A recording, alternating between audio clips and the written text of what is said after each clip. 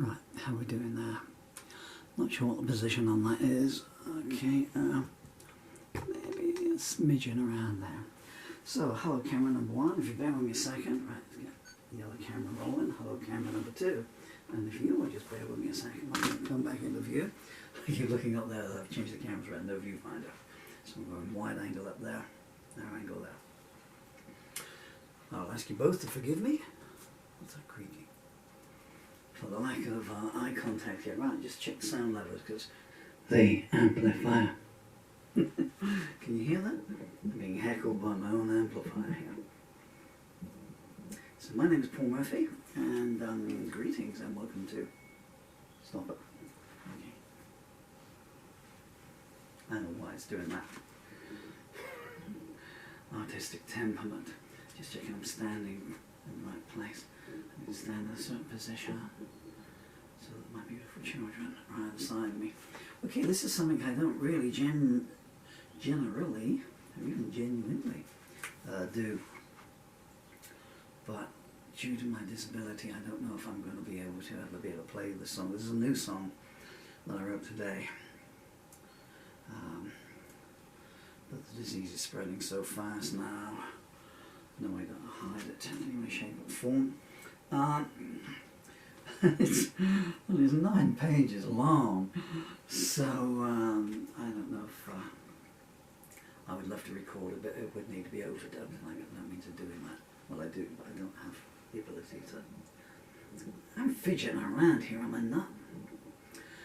I don't have the means to, the finger ability to be able to work all the switches and everything. So, I started this, I think about, I started, it must have been about 8 o'clock this morning maybe. I had a workman come in today and put some stair rails in so I could maybe get upstairs and actually sleep in bed one last time. A nice guy, I did say to him, I said, you spend a lot of time here. I mean, my landlord put it in, you know. I said, but you do know I'm terminally ill and I'm not going to last more than a couple more weeks. No, I didn't know that, he said, with a look on his face that kind of said, if I'd known that, I'd have done a bad job. But he did a wonderful job, and I'm sure he wouldn't have done that in any case. Wonderful. I've now laughed my eyes up, and that's not a sensible thing to do, because one of the other joys of this disease is the tear ducts don't work. Let's put some glasses on and cover up, shall we? Even though I'm standing right in front of them one day. Anyway, so yeah, so I'm going to recite it so that it will exist. I have the tune in my head because as ever when I write a song, the music comes to me at the same time. Well, it's not any help at all. Because my face has shrunk so much from the disease, the glasses no longer fit, so they wobble around. So, I'm sure you want to know all this, yeah? Okay. Anyone hear that famous Bob Dylan bootleg? Read his last thoughts on Woody Guthrie. I should call this last thoughts on Paul Murphy, really. Think about that. Took me forever to think of the title. So it's kind of like that, you know. I sat down to write a few words. The next thing I know, I had 20 pages.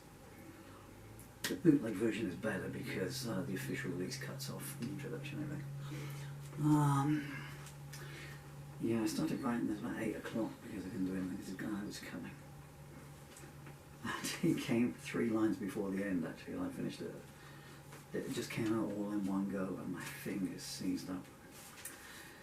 This is the first time I've read it back since then.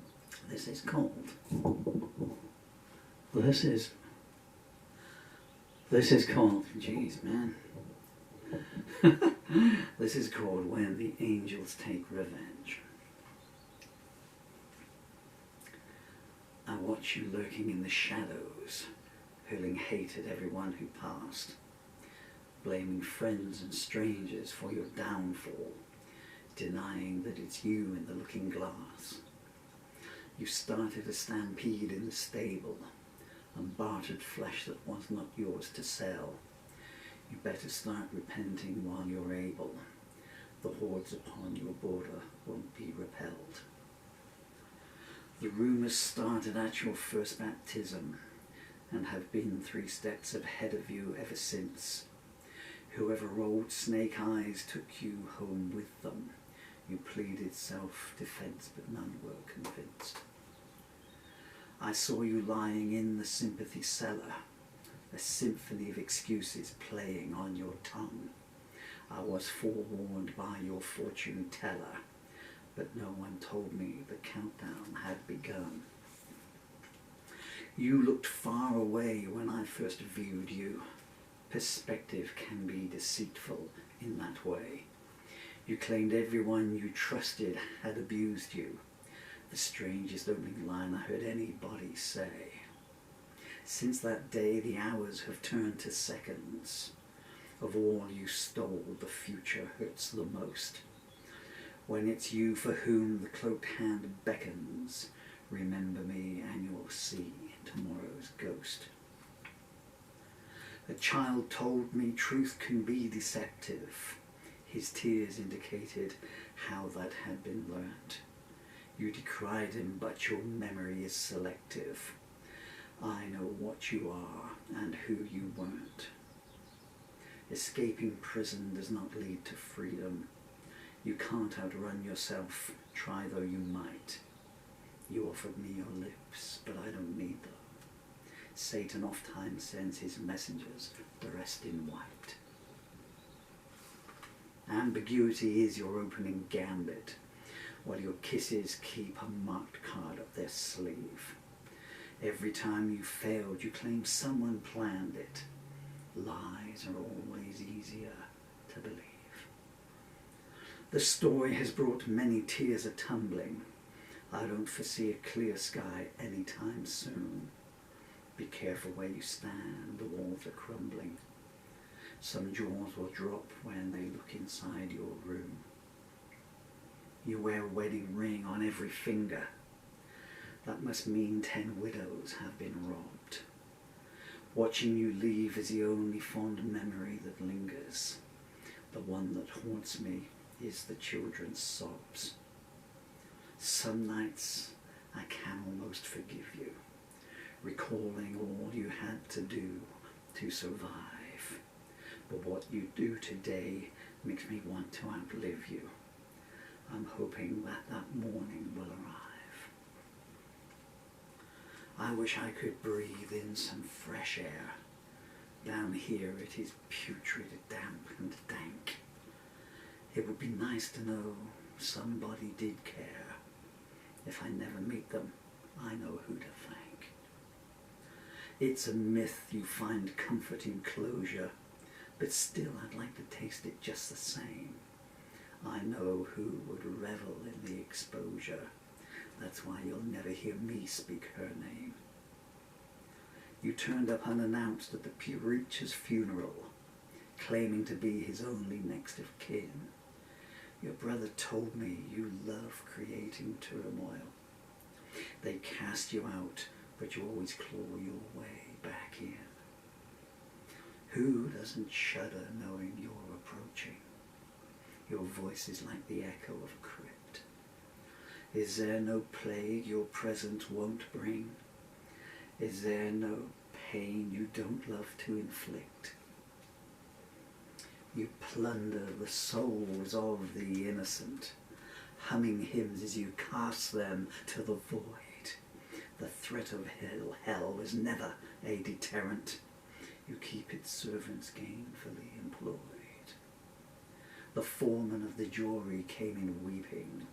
You were exonerated for crimes you did commit. You took the lambs away while they were sleeping, a deed to this day you refuse to admit. I can't remember when it was not raining. Claustrophobia keeps tightening its grip. 9 commandments down and 1 remaining. This ain't the time to make a careless slip. My mistake was looking for a motive. People of your ilk just like to cause pain. How long before the sleeping of centuries of justice notice how many more dreams must die in vain? Was it you I glimpsed through the bordello window, a dashing young fellow begging you for a dance? I cried, can't you hear that ominous wind blow? Get out of there now while you've got the chance. 3 days later they fished him from the river. Lipstick on his neck and an empty purse. There's something in the night you will always deliver. Orphaned babes and an engine running hearse. If only once more I could stand unaided, or walk towards the flame neath a blue moon. I'm one of many you've left feeling degraded, bereft of hope and all our strength consumed. I see the carpenter awaiting, sighing, looks like it's that time again. I keep telling you it's pointless to go on hating. The dead don't care if they're wearing lace or chains. Fate won't wait to fit your agenda, but your venom consumes your ability to see. You built a ghost town from a city of splendor. I pity you. You're your own worst enemy. Your affections are always up for auction, but these nights only low bids are coming in. Caveat emptor and proceed with caution. Some things are not advantageous to win. I declined when you passed me your goblet. Finest wines still make fools of the wisest man. No sooner was the temple built than you robbed it. I don't think your suitor will post bail for you again. You rode your luck till it died beneath you. Now the mayor of nowhere is calling for your vote. Once there was nothing I would not bequeath you. Today it's all I can do, not to gloat. Back then I sat enraptured by you speaking. That was before I learned your words had claws. I don't know what it is that you are seeking, but there's got to be a better way to get applause. I once walked 1,000 miles barefoot to free you from a web of depravity. These days, I don't even dare put a picture of you anywhere that I can see. If you could turn the clock back, would you want to? You might make errors that cut twice as deep. When love is out of reach, it sits and taunts you. How many days like that would you want to keep? You're always claiming everyone mistreats you, but the undertaker is your best friend. The Stygian odour of despair completes you. It's the sustenance on which you depend. In the condemned cell, they await your pleasure. Anticipation in their obscene panting. Those before them bear scars beyond measure. They were taken away blindfold, tied and ranting. You only know too late when time deserts you. It's a one-way journey, destination unknown. For the sake of those I love, I pray someone usurps you. Your despotic regime needs to be overthrown. I looked up and saw the sun was missing. I wondered who but you would be involved. In the mortuary, the dead are reminiscing on how your sins will never be absolved. Name me one empire that has not fallen. Your time will come. In fact, it's been and gone. Can you hear those you defiled calling? They're the first faces you will gaze upon.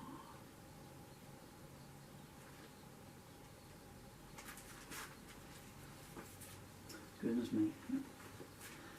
Okay, so that's When the Angels Take Revenge. I didn't know what I was going to do. There was a line, I was going to call it Tomorrow's Ghost, but then that title came to me.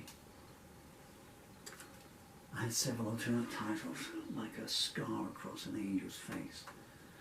Can you hear that creaking? It threw me out a couple of times. The light there is warming up, and I just throwing me off a cliff, I think.